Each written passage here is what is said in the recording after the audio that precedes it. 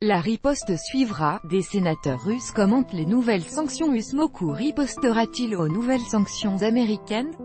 Dans leurs commentaires à Sputnik, plusieurs sénateurs russes ont livré leur avis à ce sujet et donné leur explication du choix du moment pour introduire ces nouvelles mesures de rétorsion. Plusieurs sénateurs russes n'ont pas tardé à commenter l'annonce faite ce jeudi par Kurt Volker, représentant spécial du département d'État américain pour l'Ukraine, au sujet de l'introduction de nouvelles sanctions toujours liées à la situation dans le Donbass et le rattachement de la Crimée à la Russie. Ainsi, le président de la Commission des Affaires étrangères du Conseil de la Fédération, Konstantin Kosachev, a prévenu que la réponse russe ne tarderait pas. Une riposte suivra.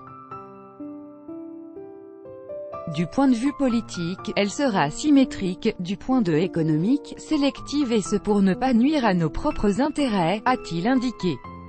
Il y aura bien une réponse, confirme le sénateur Oleg Morozov, soulignant qu'il était inadmissible que des pareilles démarches ne suscitent pas de réaction. D'autant plus que rien de principalement nouveau ne se produit autour de la Crimée. Ces sanctions revêtent donc un caractère démonstratif, juge ce membre de la Chambre haute du Parlement russe. Et d'ajouter que les sanctions entre les mains de Washington ont acquis le caractère d'une vengeance politique, qui s'abat dès que quelque chose n'arrange pas les États-Unis. Le sénateur Andrei Klimov a quant à lui une explication concernant le moment choisi pour introduire ces nouvelles sanctions. Il juge que ces mesures anti-russes ont pour but de torpiller les législatives prévues dans les deux républiques autoproclamées du Donbass le 11 novembre prochain. Il est évident que le moment pour annoncer ce nouveau train de sanctions est choisi pour empêcher la tenue des élections fixées au 11 novembre dans les RPL et RPD. C'est ce qui explique la nouvelle démarche américaine, a-t-il indiqué à Sputnik.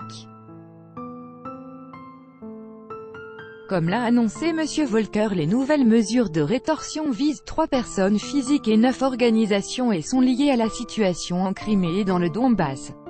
Il a en outre rappelé que les États-Unis jugeaient illégitimes les élections prévues le 11 novembre dans les RPL et RPD et a appelé à les annuler.